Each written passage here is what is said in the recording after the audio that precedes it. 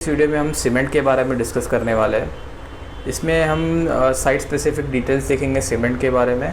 जैसे कि अगर आपके साइट पे आप सीमेंट जब रिसीव करते हो तो कब आपको उसे एक्सेप्ट करना है, कब उसे रिजेक्ट करना है, कौन से आपको फील्ड टेस्ट परफॉर्म करना है, कौन से लेबॉरेटरी टेस्ट आपको परफॉर्म करना है, ये जज करने के लिए कि उसका एक्सेप्टेंस कब करोगे और रिजेक्शन कब करोगे।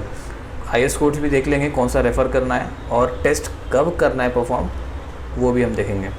तो चलिए आगे बढ़ते हैं इस वीडियो में। तो वह सबसे पहले आता है फील्ड टेस्टिंग। जब भी आपका साइट पर सीमेंट आता है तो आपके पास सिर्फ एक ही चीज़ होती है, फील्ड टेस्ट करना। वो एक आपके पास एक ऑप्शन होता है। तो आप पहले फ़िज़िकली चेक करोगे सीमेंट की क्वालिटी कैसी है। और ये चेक करने से पहले आपको दो चीज़ बहुत ज़रूरी है जानना कि जो आपने सीमेंट मंगवाया है उसका मेक क्या है और उसका ग्रेड क्या है। मेक आप कैसा डिसाइड करोगे। सर्टेन कंपनीज़ क्या करती है कि कोई लिमिटेड ब्रांड से ही सीमेंट को प्रोक्योर करती है। सपोज़ ACC हो गया या फिर अल्ट्राटेक हो गया, इन दोनों से ही प्रोक्योर करेगी। तो आपको मेक जानना बहुत ज़रूरी है कि ये तो मैन्युफैक्चरर से ही आया है या नहीं आया। फिर ग्रेड, ये आपको ऑर्डर करने से पहले डिसाइड करना होता है। जैसे भी आपके जो स्पेसिफिकेशन हो गया प्रोजेक्ट के हिसाब से, उस ग्रेड का सीमेंट आया है या नहीं आया, वो आपको चेक करना होता है। तो ये दोनों के अलावा आपको साइट पे क्या टेस्ट करना है। सबसे पहला होता है फ्रेशनेस। कोई भी पाउडर वाली चीज़ हो, उसमें किसी भी तरह का लंप फॉर्मेशन होता है, मतलब वो फ्रेश नहीं है। सिमिलरली सीमेंट के लिए भी है। अगर उसमें किसी भी तरह का लंप्स आपको दिखता है, मतलब उसमें कहीं ना कहीं से मॉइस्चर आया हुआ है, तो आपको एक्सेप्ट बिल्कुल नहीं करना चाहिए। फिर आती है स्मूथनेस। स्मूथनेस मतलब जब आप सीमेंट को हाथ में लेते हो दोनों फिंगर्स के बीच में, तो आप उसको रब करने के बाद में आपको किसी भी तरह की रफ़ फीलिंग आती है या फिर आपको चुभता है, तो मतलब उसके अंदर किसी तरह की इम्प्योरिटी मौजूद है। तो ये स्मूथनेस इस हिसाब से आप जज करोगे। उसके बाद गाइस आता है मैन्युफैक्चरिंग डेट। ये बहुत इंपॉर्टेंट है। मैन्युफैक्चरिंग डेट के बाद, अगर उसके 30 दिन बाद अगर साइट पे आपका सीमेंट आता है तो आपको बिल्कुल भी एक्सेप्ट नहीं करना चाहिए। तो मैन्युफैक्चरिंग डेट आप कैसे आइडेंटिफाई करोगे। सीमेंट बैग के साइट में प्रिंट किया गया होता है उसकी मैन्युफैक्चरिंग डेट। इनफैक्ट डेट नहीं होती है, तो वीक नंबर होता है। वीक नंबर लिखा रहेगा कौन से वीक में, मतलब साल का कौन सा वीक। सपोज अब अगर फरवरी के फर्स्ट वीक में होगा तो वीक नंबर 5 लिखा होगा वहाँ पे। तो वीक, उसका मंथ और उसका ईयर और उसका आगे जो बैच नंबर होगा सीमेंट के लॉट का, वो लिखा होगा वहाँ पर। तो ये आपको बहुत जानना ज़रूरी है कि मैन्युफैक्चरिंग डेट उसकी 30 दिन से पुरानी नहीं होना चाहिए। फिर फ्लोटिंग आप चेक करोगे। एक हाथ में थोड़ा सा सीमेंट लोगे, आप उसको बकेट में डालोगे। इनिशियली फ्लोट होना चाहिए, बाद में सिंक होना चाहिए। फिर बाद में नॉर्मली आप देखोगे उसकी स्टिचिंग प्रॉपर है या नहीं। बैग की कहीं ना कहीं से अगर स्टिचिंग खुल रही होगी या फिर उसमें हुक्स का यूज़ किया गया होगा लोडिंग अनलोडिंग के टाइम पे, तो वो ऐसे टाइप का सीमेंट आपको बिल्कुल भी एक्सेप्ट नहीं करना चाहिए। फिर आता है वेट। वेट मतलब आप जो रिसीव कर रहे हो उसमें 50 kg सीमेंट है या नहीं, वो आपको आइडेंटिफाई करना है। अब ये कैसे करोगे आप, जो आपका ट्रक आया होगा उसके अंदर जो नेट वेट होगा वो आपके पास अवेलेबल होगा। वो जो ड्राइवर होगा उसके पास जब फैक्ट्री से गाड़ी निकलती है तब उसका वेटमेंट किया जाता है। तो नेट वेट आपको पता चल जाएगा उसके ज़रिए, वेट स्लिप जो होगी उसकी। वो वेट को डिवाइडेड बाय अगर आप 50 करोगे तो आपको नंबर ऑफ़ बैग्स मिल जाएगा। अगर नंबर ऑफ़ बैग से मैच नहीं हो रहा तो कहीं ना कहीं आपको पता चल जाएगा कि इसमें जो आपको वेट मिला है नंबर ऑफ़ बैग्स के हिसाब से कम मिला है।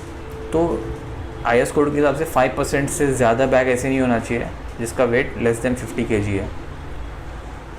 तो आई होप आपको फील्ड टेस्टिंग समझ में आ गई होगी। इसमें से किसी भी तरह से कोई भी इसमें से एक पॉइंट मिस हो रहा है या फिर अगर कॉम्प्लाई नहीं कर रहा है उस लॉट के अंदर, तो आपको इमीडिएटली उसको लॉट को रिजेक्ट कर देना चाहिए। सो गाइस, उसके बाद आता है लेबॉरेटरी टेस्टिंग। जैसे कि नाम से पता चल जा रहा है लेबॉरेटरी में टेस्टिंग होती है। साइट पर ये फैसिलिटीज़ अवेलेबल नहीं होती है तो हमें लेबॉरेटरी में करवाना पड़ता है। तो हर बार आप नहीं करोगे इस चीज़ को। हम क्या करते हैं, मैन्युफैक्चरर को खुद बोलते हैं कि आप अपने लॉट का लेबॉरेटरी में टेस्टिंग करो और उसके साथ में उसका सर्टिफिकेट भेज दो हमको, ताकि हम एज अ रिकॉर्ड उसको मेंटेन कर लेंगे फ्यूचर में अगर किसी भी तरह का प्रॉब्लम आता है तो लेबॉरेटरी में वो कैसे टेस्ट करेगा। वो सपोज़ एक लॉट मैन्युफैक्चर करता है एक सर्टेन वीक में, तो उसमें से एक रैंडमली सैम्पल्स निकालेगा, 2-3 सैम्पल, और उसके ऊपर टेस्टिंग करेगा, लेबॉरेटरी टेस्टिंग। उसमें कौन सा टेस्ट आ गया, फाइननेस टेस्ट, साउंडनेस टेस्ट आ गया, फिर initial and final setting time test आ गया, कंप्रेसिव स्ट्रेंथ टेस्ट और केमिकल प्रॉपर्टीज़ का टेस्ट आएगा। मैं आपको कौन से इसके अंदर टेस्टिंग हो जाती है केमिकल प्रॉपर्टीज़ में, वो आपको लास्ट में दिखाऊंगा वीडियो के। तो ये सब टेस्ट करने के बाद एक सर्टिफिकेट वो जनरेट करेगा और वो दैट पर्टिकुलर लॉट के साथ में वो भेज देगा आपको। तो आपको टेस्ट कभी करना है, दोनों ही, फील्ड टेस्टिंग और लेबोरेटरी टेस्टिंग। फील्ड टेस्टिंग आपको हर बार करना है। आपका महीने में 4 बार सीमेंट आ रहा है तो 4 बार आपको फील्ड टेस्टिंग करना है, यानी हर जितना भी लॉट आएगा उसकी टेस्टिंग करनी है आपको। फिर फिजिकल एंड केमिकल टेस्टिंग जो होती है वो भी हर लॉट के लिए करना है, लेकिन वो मैन्युफैक्चर करेगा और साथ में मटेरियल टेस्ट सर्टिफिकेट भेज देगा उसका, और उसमें साफ जो भी रिजल्ट्स आए रहेंगे वो कंपेयर करके लिखेगा कि ये IS कोड के हिसाब से कितना मुझे वैल्यू मिल रहा है इस लॉट का। ये हो गया laboratory testing with respect to material test certificate. फिर आता है third party testing. Third party testing आपको करना है, अगर आप मंगवा रहे हो सीमेंट, आप बायर हो, तो आपको करना है third party testing, just to check that आपका जो मैन्युफैक्चरर वो आपको सही में अच्छा सीमेंट दे रहा है या नहीं दे रहा है। तो आप क्या करोगे, रैंडमली साल में एक बार उस पर्टिकुलर मैन्युफैक्चरर का सीमेंट लोगे और टेस्टिंग करोगे थर्ड पार्टी, और जो भी रिज़ल्ट आएगा आप उसको कंपेयर करोगे उसके पर्टिकुलर मटेरियल टेस्ट सर्टिफिकेट से। तो आपको इमीडिएटली पता चल जाएगा कि आपको जो भी सीमेंट मिल रहा है साइट पर वो कंफर्म कर रहा है या नहीं कर रहा है, या फिर अच्छी क्वालिटी का है या नहीं है। उसके बाद अगर आपका सीमेंट साइट पर 3 महीने से ज़्यादा स्टोर किया गया है और उसको आपको यूज़ करना है, तो यूज़ करने से पहले आपको उसका एक बार थर्ड पार्टी टेस्ट करना बहुत ज़रूरी है। उसका रीज़न ये है कि कुछ प्रॉपर्टीज़ होती है सीमेंट की वो कम हो जाती है 3 महीनों के बाद, जैसे कि उसकी स्ट्रेंथ कम हो जाती है, स्ट्रेंथ वगैरह, तो ये आप करना बहुत ज़रूरी है। कौन से IS कोड रेफ़र करना है, IS 12269 और IS 8112, ये 53 और 43 ग्रेड सीमेंट के लिए। फिर आता है IS 4031, इसमें फ़िज़िकल टेस्ट दिए गए सीमेंट के ऊपर कौन से टेस्ट करने हैं। अब गाइस ये सब होने के बाद बहुत ही इंपॉर्टेंट स्टेप आता है, उसका रिकॉर्ड मेंटेन करना है। जैसे कि मैंने इनिशियली बताया आपको कि आपको एक रिकॉर्ड बन जाएगा कि फ्यूचर में किसी भी तरह का प्रॉब्लम आता है आपके काम के अंदर विथ मतलब अगर मटेरियल की वजह से किसी भी तरह का प्रॉब्लम आता है आपके साइट पे, तो आप उसका क्लेम कर सकते हो मैन्युफैक्चरर से। तो फील्ड टेस्ट प्लान आप बनाओगे। फील्ड टेस्ट प्लान में जैसे मैंने स्टार्टिंग में बताया कौन से आपको चेकिंग करना है फील्ड पर, वो लिख लोगे, उसके अगेंस्ट में क्या रिज़ल्ट आया वो लिख लोगे, और आपका जो QA क्वालिटी जो टीम का जो बंदा होगा उसका इनिशियल्स, और या फिर साइट इंजीनियर जिसका भी इनिशियल्स होगा वो आप फील्ड टेस्ट प्लान पर ले लोगे और एज अ रिकॉर्ड उसको मेंटेन कर लोगे कि ये लॉट के अगेंस्ट में ये फील्ड टेस्ट था। तो आपको रिजेक्ट करने के लिए भी काम आएगा, एज अ रिकॉर्ड बन जाएगा। फिर मटेरियल टेस्ट सर्टिफिकेट, हर टेस्ट सर्टिफिकेट को आपको एज अ रिकॉर्ड मेंटेन करना है मैन्युफैक्चरर के, कि वही जैसे कि मैंने आपको बताया फ्यूचर में कुछ प्रॉब्लम आता है तो आप उसको उसके अगेंस्ट में क्लेम कर सकते हो या फिर आप उसको पेनल्टी दे सकते हो।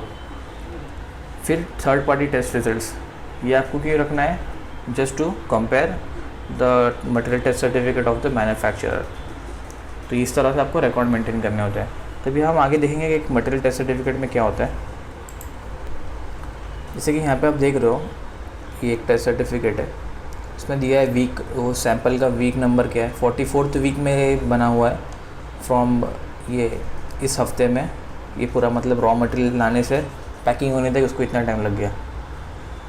फिर डेट क्या है, फिर केमिकल कॉम्पोजिशन क्या क्या है उसके अंदर वो सब दिया गया है, मैग्नीशिया क्लोराइड कंटेंट कितना है, इतना उनको रिज़ल्ट मिला है। और IS कोड के हिसाब से IS 1489 के हिसाब से क्या रिक्वायरमेंट है यहाँ पे, अगर वो कंफर्म करता है तो वहाँ पे लिखा आएगा कि इट हैज़ बीन पास्ड, नहीं होता है तो आपको समझ जाना चाहिए कि नहीं, इसको एक्सेप्ट नहीं करना है। फिर फिज़िकल एनालिसिस में आएगा, जैसे कि स्टार्टिंग में बताया, fineness test, compressive strength test, setting time, initial setting time, final setting time. तो ये कंपेयर किया, जैसे यहाँ पे इनिशियल सेटिंग टाइम 130 मिल रहा है उनको, तो नॉट लेस देन 30 रहना चाहिए, तो ठीक है इनको 130 मिल रहा है यहाँ पर। फाइनल 215 है, नॉट मोर देन 600 से ज़्यादा रहना चाहिए, तो कम ही मिल रहा है। तो ये एक मटेरियल टेस्ट सर्टिफिकेट है। तो आई होप आपको इससे अंदाज़ा लग गया होगा कि कैसे आपको सीमेंट को आइडेंटिफाई करना, उसकी क्वालिटी कैसी है और किस तरह के रिकॉर्ड्स मेंटेन करने होते हैं आपको साइट पर। और आई होप ये आपको हेल्प करेगा फ्यूचर में जब आप साइट पर सीमेंट रिसीव करोगे। तो आई होप ये आपको वीडियो पसंद आई होगी। Please like this video and subscribe to my channel and I will see you in the next video.